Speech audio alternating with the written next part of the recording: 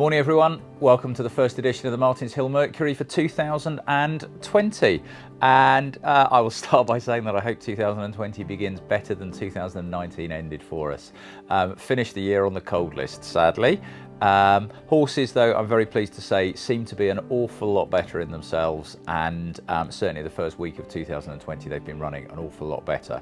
So whatever it was, fingers crossed it's behind us. We had a fairly quiet Christmas as a result. One highlight, Dublin 4 ran a really nice race on Boxing Day up at Wetherby, first time in a handicap. He runs again this weekend at Kelso in a Class 2 handicap, and I'm quietly optimistic for a good run up there. One very disappointing run was Zulu Dawn at Catterick. We went there really thinking he just had to jump round to win. He unseated 2 out, but even before that, he just didn't look the same horse he had at Newbury. His jumping was really poor. We've been trying to get to the bottom of what it was, and we just can't at the moment. It will come to light, I'm sure, but there's definitely an issue there. Once we fix that, he doesn't stop being a bad horse for one bad run, and we'll have plenty of fun.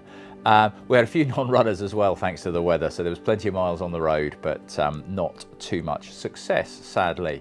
As I say, 2020 though started much better. Ask Henry ran into the places at Fakenham on New Year's Day in a novice. Deridan and Passing Shadow both had their first outings over hurdles in novices and maidens at Taunton earlier this week.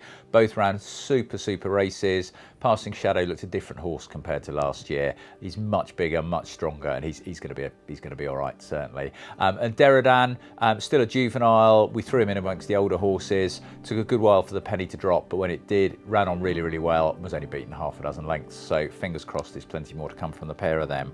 Homing Star continues to improve nicely as well. She's getting better with each run. Whether it's confidence, whether we're learning a bit more about her, I don't know. She certainly enjoyed the slightly sounder surface, and I think she'll enjoy a step up in trip as well, so she's perhaps one to look out for next time stepped up.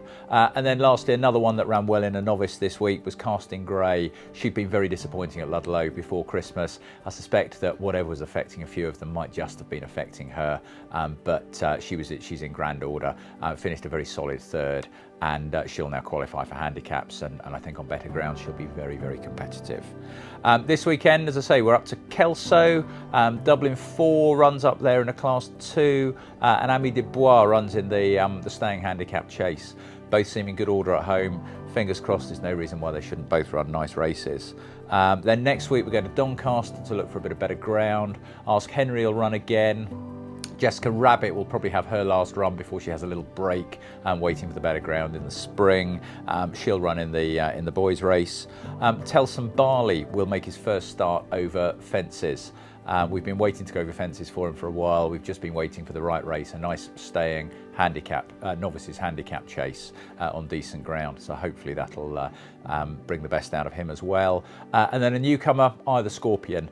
We've been entering him up for bumpers. The right bumper on the right ground just hasn't come, so we've decided we'll now go straight over hurdles. Jumps well, 2.5 miles will be, in time, his minimum trip, but I'd expect him to run a nice race on debut.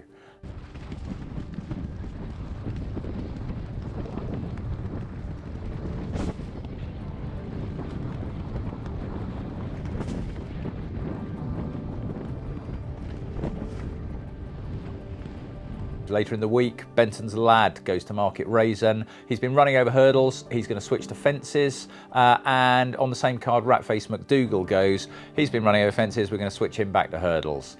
I think he could just do with a bit of a confidence boost.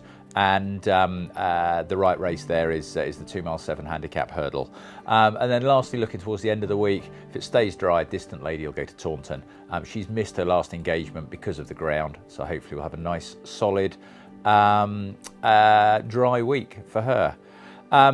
As I say, fingers crossed 2020 starts better than 2019 finished, but there's plenty to look forward to and plenty of fun to be had.